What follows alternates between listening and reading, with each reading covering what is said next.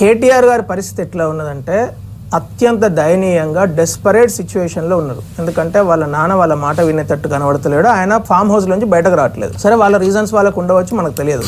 కానీ కేటీఆర్ గారు ఏది మాట్లాడినా కూడా, ఏ ఉద్యమాన్ని తీసుకోవాలనుకున్నా కూడా ఈరోజు బీఆర్ఎస్ పార్టీకి ప్రజల నుంచి కనీస స్పందన కూడా వస్తలేదు. బాల్క సుమన్ గారు ఆయన మాట్లాడే కనబడుతున్నాయి. మనం రైతుల దగ్గరికి వెళ్తే 4 రైతులు కూడా వస్తలేరని పదే చెప్పిండు కదా ఆయన. ఈ రాష్ట్రంలో 2023 తర్వాత 3 రకాల ఎన్నికలు జరిగాయి, రైట్? ఒకటి ఉప ఎన్నికలలో, ప్రతి ఉప ఎన్నికలో వాళ్ళ సొంత సీటును ఒక దానిలో 3వ స్థానానికి, ఒక దానిలో 2వ స్థానానికి కోల్పోయారు. అంతేనా కదా?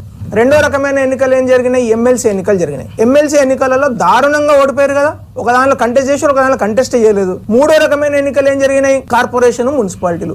7 కార్పొరేషన్లలో అట్టర్ ఫ్లాప్. ఒక్క దానిలో కనీసం మేయర్ ను కూడా గెలుచుకోలేక దారుణమైన పరిస్థితులలో, అంటే ఈ రాష్ట్రంలో ప్రధాన ప్రతిపక్షం అని పదే చెప్పుకునే ఒక పార్టీ ప్రధాన ప్రతిపక్ష పాత్రను పోషించడానికి అర్హత లేదని ప్రజలు పదే చెప్తున్నారు వాళ్ళకు. ఏ రోడ్ల మీదకి వెళ్ళినా మీరు గిరిజనుల దగ్గరకు పోతే అక్కడ స్పందన లేదు, రైతుల దగ్గరకు పోతే స్పందన లేదు, మహిళల దగ్గరకు పోతే స్పందన లేదు, యువకుల దగ్గరకు అయితే స్పందన లేదు. ఏ విధమైన స్పందన లేకపోయేసరికి ఒక డెస్పరేట్ సిచ్యువేషన్ లో ఏదో ఒకటి బట్టగాల్చి మీదేయాలి. కాబట్టి అయితే ఈ పార్టీని తిట్టాలా, లేకుంటే ఆ పార్టీని తిట్టాలా.